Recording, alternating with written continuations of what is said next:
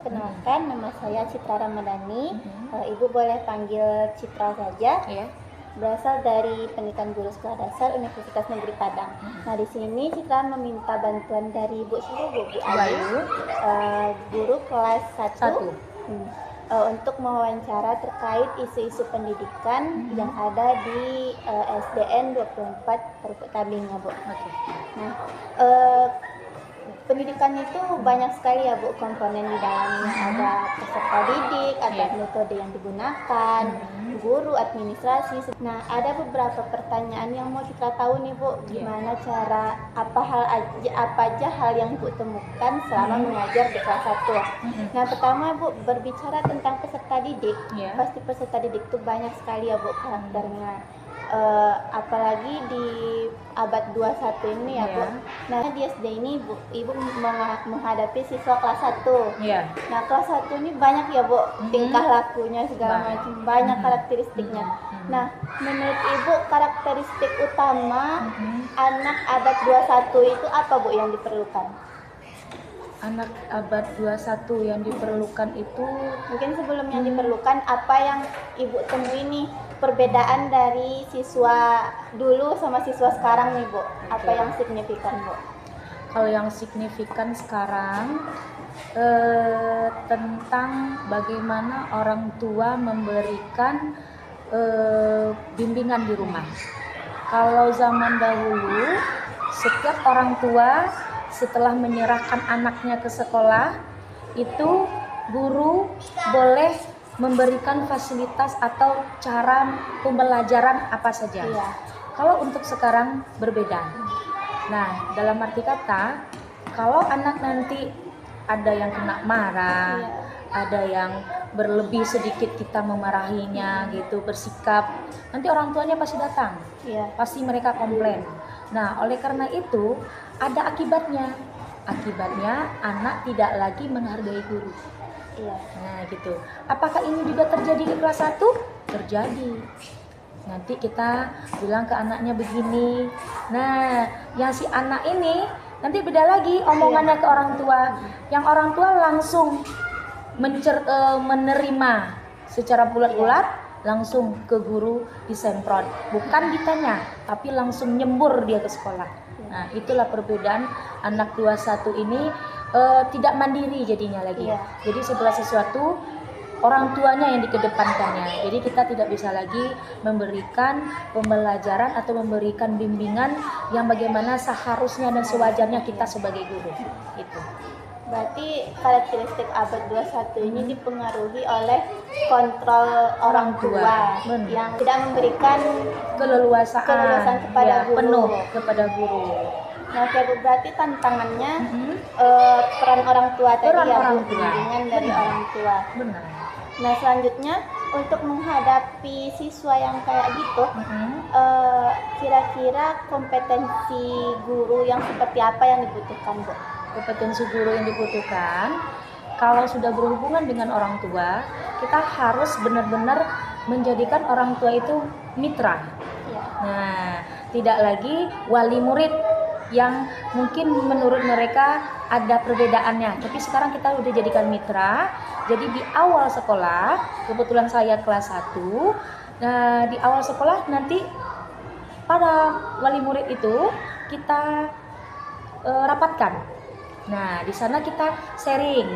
Nah, bahwasanya nanti peraturan kita seperti ini, peraturan sekolah. Ada kesepakatan. Peraturan sekolah seperti ini. Nah, bagaimana dengan kelas kita? Apa yang harus kita lakukan? Apakah ini peraturan ini kita laksanakan atau tidak? Persetujuannya bukan kita memberikan mereka kewenangan pula, tidak. Maksud kita seperti ini, kita bertanya kembali, tetapi kita sudah memiliki apa-apa saja sebenarnya yang harus mereka lakukan. Tetapi kita kembalikan lagi kepada mereka, kayak gitu. Nah, dengan seperti itu, mereka nantinya tidak akan nggak mungkin mereka mentidakkan.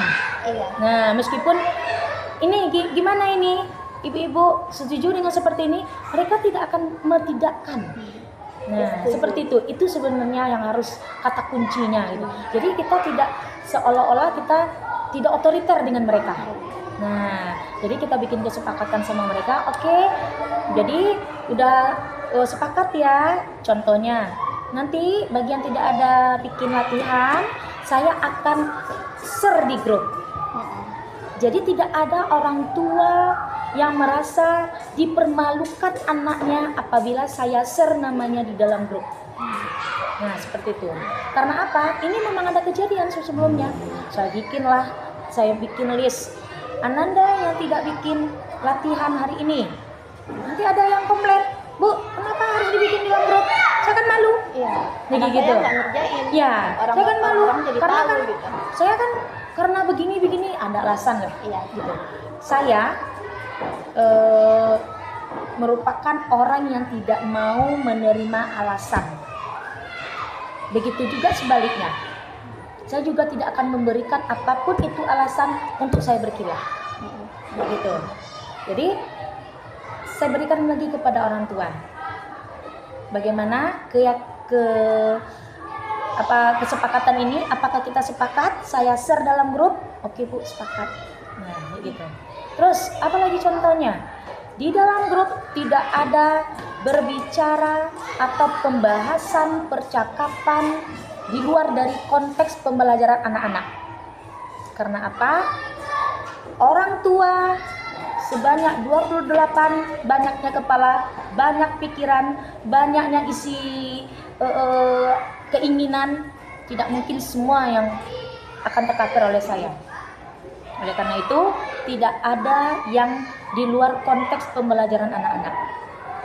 Terus, untuk menjawab apa-apa saja, untuk memberikan respon setiap saya WA, tidak harus dibalas, cukup emot saja. Supaya apa? Supaya tidak Informasi. menimpa lagi informasi yang apa seharusnya gitu. Nah, itu kesepakatan kami. Jadi benar-benar dari awal saya memang bikin kesepakatan itu. Nah, jadi nanti siapa yang pernah dulu karena kita belum bikin kesepakatan seperti itu, pernah ada satu masalah, akhirnya saya kunci. Dengan saya kunci, semua marah.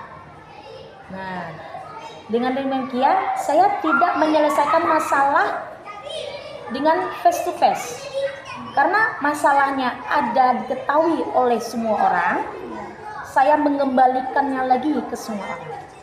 Jadi Dengan masalah cara di forum, saya kembalikan lagi. penyelesaiannya di forum juga Iya, ya. saya nggak mau face to face. Karena apa? Nanti face to face dia cerita ke orang lain, beda. Iya kan? Nah, oleh karena itu saya panggil lagi semua orang secara nggak di dalam grup lagi, benar-benar tatap muka, Dirapatkan gitu. dirapatkan. Saya kembalikan lagi. Saya nggak banyak bicara. Saya kembalikan lagi. Bagaimana mama? Apakah situasi seperti ini bagus? Kalau bagus, mari kita teruskan. Tapi semuanya ngomong, saya tidak setuju Bu, saya tidak begini Bu. Jadi bagusnya gimana? Seharusnya akhirnya dia terhukum oleh alam, terhukum oleh semua wali murid. Itu yang saya mau. Jadi memang harus dengan orang tua ini kita jadikan mitra aja, jangan jadikan oh ya mama begini nanti kalau kita berikan salah seorang itu agak dilonggarkan dikit sama dia melunjak. Makanya kalau mereka ke sini tidak saya perbolehkan. Tidak ada kan wali murid masuk ke kelas. Nah, kayak gitu. Saya usahakan seperti itu. Tidak boleh masuk ke kelas. Karena itu mengganggu kemandirian anaknya Mengganggu juga, kemandirian, mengganggu saya. ya. Mengganggu saya. Karena kita apapun yang kita lakukan itu untuk mereka. Misalnya pas nanti orang tuanya datang, waktu itu kita lagi memarahin yang ini misalnya. Nah, nanti dia kan cuma dapatnya sepenggal. Dari sepenggal itu nanti dibawa cerita keluar, digiring nanti cerita yang enggak. Nah, gitu caranya. Jadi memang susah untuk orang tua ini, memang susah. Nah, jadi segala sesuatu anak ini, bagaimana anak ini tergantung orang tuanya dulu. Gitu. Oke, Oke Bu, berarti karakteristik peserta didik abad 21 itu sangat dipengaruhi oleh orang tua. Iya. Nah, salah satunya tadi orang tua berimbas ke kemandirian anak ya Bu. Betul. Nah, kayak yang kita tahu, karakteristik peserta abad 21 itu membutuhkan peserta didik yang bisa berpikir kreatif, inovatif, kolaboratif, komunikasinya bagus gitu ya Bu. Nah, apakah kemandirian tadi, ketidakmandirian tadi itu tuh berpengaruh Bu ke berpikir kritis anak-anak SD 24 khususnya kelas 1 Bu? Kalau untuk kemandirian ya pasti otomatis, karena dia orang tuanya. Kalau kita biarkan Iya. orang tuanya ikut serta, itu mereka nggak mandiri. Contoh aja dari awal mereka masuk ke sekolah ini, apabila ada orang tuanya, kita menyuruh dia ke depan untuk memperkenalkan diri aja dulu. Nah, nantilah kreatif, nanti segala macam semacam itu, untuk berdiri aja dulu, untuk kemandiriannya aja belum bisa dia kalau masih ada orang tuanya. Karena mereka, oh saya ada pelindung saya kalau nggak mau biarin aja, ibu nggak akan marahin saya, ibu nggak akan menyuruh saya ke depan. Nah, jadi sangat-sangat berpengaruh kemandirian dari orang tua tersebut. Berarti hal-hal yang kayak tadi memicu karakteristik yang dibutuhkan itu bisa saja tidak muncul ya Bu dalam pembelajaran. Benar. Nah, oke Bu, kita beralih ke tentang cara Ibu mengajar ke adik-adik. Yaitu kan ada metode, model, strategi, pendekatan yang Ibu gunakan gitu kan. Nah, biasanya untuk kelas 1 sendiri Ibu paling sering menggunakan metode apa Bu? Paling sering metodenya kita ceramah yang paling banyak. Ceramahnya bukan ceramah apa ya, kita berikan nanti ada gambar. Nah, dari sanalah nanti kita karena di kelas 1 ini dia tidak bisa abstrak. Nah, dia memang harus benar-benar ada sesuatu yang konkret, ada sesuatu gitu. yang dilihat. Benar begitu. Lagi kalau di awal nanti pengenalan huruf. Nah, dari pengenalan huruf A, B, C itu bentuknya apa segala macam, memang harus ada gambar. Nah, misalnya A ini. Jadi supaya dia ingat A itu apa? Ayam. Nah, dia tahu lurus, perut ke depan, kalau perut ke belakang, kasih topi. Kan gitu ya. Apalagi kalau saya ngajar, kalau udah 4 bulanan lah nanti ya, mereka kan udah ingat R itu apa, K itu apa, karena saya memberikan ciri-ciri tertentu pada huruf. Seperti R ayam, bukannya A ayam gitu ya. Panggil ayam, Nah, seperti ini, seperti ini. Ayam. Nah, jadi mereka tahu. Misalnya kita kita belajar dikte, rambut, gimana Bu? Saya lupa Bu. Ayam. Tahu dia? Oh iya, ayam. Bukannya A ayam gitu. Ayam. Terus kucing, ke. Kan kayak gitu ya kalau kita ngeja. Ke.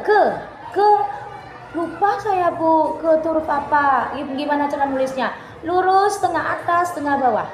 Nah, jadi setiap huruf itu sudah ada ciri-cirinya. Jadi mereka udah bisa.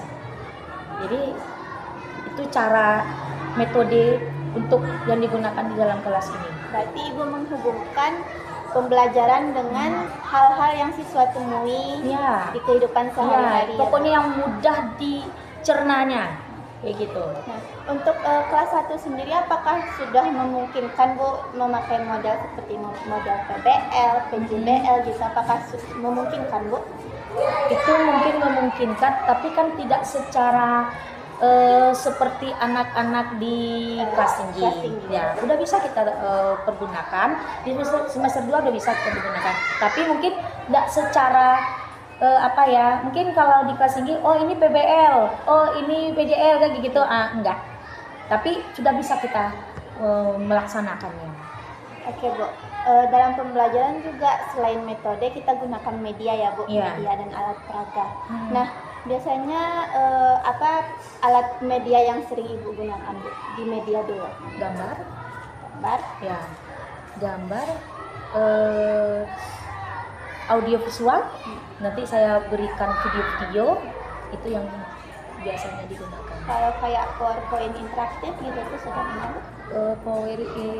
Belum sepertinya. Belum. Berarti untuk penggunaan media digital di sini gimana, Bu? Itu berhubung televisi digital, smart TV, itu kan satu, itu pun besar. Baru berapa bulan ini, saya juga agak ngeri-ngeri sedap ya untuk membawanya ke sini, karena apa namanya nih, perjalanan untuk ke sini kan susah. Itu dia, makanya belum saya pergunakan. Berarti kalau misalkan untuk smart TV belum, tapi digital yang digunakan selain smartphone apa, Bu? Laptop? Laptop, layar proyektor? Udah. Speaker ya, Bu? Udah pakai itu kan. Kalau misalkan untuk pembelajaran yang memerlukan alat peraga gitu, Bu. Misalkan dari pembelajaran IPA nih, Bu. Kan nggak semuanya anak-anak ini tahu misalkan kita membicarakan apa, seperti apa gambarnya. Nah, selain dari media gambar, pernah nggak Ibu menggunakan alat peraga gitu, Bu? Alat peraga, media gambar, oh enggak, karena gini sayang, kelas 1 kita pembelajarannya belum seperti kelas tinggi. Misalnya alat peraganya apa ya, alat tubuh, kita belum pakai itu. Nah, tapi mungkin ada pernah dipakai kemarin, kita kan sudah belajar awas kumannya tentang kesehatan gigi. Kita ada alat peraga, kita ada gigi. Oke, berarti sudah memakai alat peraga yang konkret ya, Bu. Nah, selanjutnya kita beralih ke penilaian, Bu. Nah, setelah pembelajaran berlangsung, itu pastinya ada penilaian yang dilakukan oleh guru. Nah, Ibu, biasanya penilaian itu sifatnya manual atau digital, Bu? Misalkan anak-anak itu melakukan evaluasi secara digital atau masih manual pakai buku gitu, Bu? Masih manual. Berarti selain anak SD juga belum ngerti ya, Bu, pakai smartphone gitu. Di sekolah diizinkan nggak? Enggak. Boleh diizinkan. Tetapi kalau untuk kelas 1 belum saya kerjakan itu. Oke, Bu. Selanjutnya beralih ke terkait kurikulum ini, Bu. Nah, sekarang kan kita pakai kurikulum Merdeka ya, Bu. Pasti Ibu mengajar dari 2004, sudah banyak sekali, Bu, perubahan kurikulum dari KTSP, kurikulum 13, sampai sekarang kurikulum Merdeka, Deep Learning. Nah, gimana, Bu, pengaruh kurikulum tersebut terhadap adaptasi Ibu mengajar? Nah, sekarang kurikulumnya ini, setelah ini kurikulumnya ini juga gitu, Bu. Gimana tantangan yang Ibu rasakan? Kalau tantangannya itu kan pemerintah bikin perubahan itu gunanya supaya kita bisa merefresh selalu. Nah, kan gitu.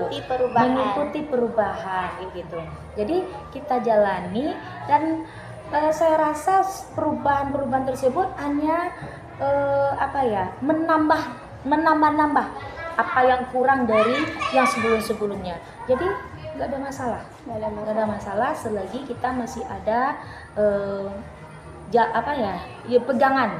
Ada pegangan, ada CP, ATP, kita berpegang pada itu aja. Dulunya kita pakai kompetensi dasar ya, Bu, sekarang beralih ke CP dan ATP. Berarti menurut Ibu nggak apa-apa selagi itu tuh masih searah gitu. Iya, benar. Kita kan perkembangan zaman, kita harus ilmu ini memang upgrade terus gitu kan, memang harus seperti itu kita gitu. Nah, selanjutnya kalau misalkan yang sekarang ada lagi deep learning nih, Bu, namanya ada harus muncul joyful, mindful, meaningful. Nah, gimana Ibu memunculkan ketiga hal tersebut di pembelajaran khususnya anak kelas 1 nih, Bu? Sebenarnya yang disebutkan itu tadi, itu sudah kita kerjakan dari beberapa tahun yang lalu. Sudah kita kerjakan, apalagi kelas 1. Pembelajaran menyenangkan harus menyenangkan di kelas 1. Emang harus. Jadi seperti yang Ibu bilang tadi, itu sudah mengupgrade kembali kayak gitu. Jadi sekarang masalah. Dulunya sudah ada, sekarang diklasifikasikan lagi gitu. Nah, benar. Yang tidak muncul harus dimunculkan. Tapi sebenarnya udah kita munculkan dari kemarin. Memang harus menyenangkan, apalagi kelas 1. Harus menyenangkan. Gurunya benar-benar harus ceria setiap hari. Tidak bisa kita membawa persoalan dari rumah kita bawa ke sekolah, tidak bisa. Apalagi kelas 1. Seperti yang udah dilihat tadi sebelum kita wawancara, ada anak yang benar-benar membutuhkan saya. Jadi kita tidak bisa bilang begini nggak bisa. Karena dia memang butuh rangkulan kita, dia memang dasar. Kelas 1 memang benar-benar dasar mereka. Gitu.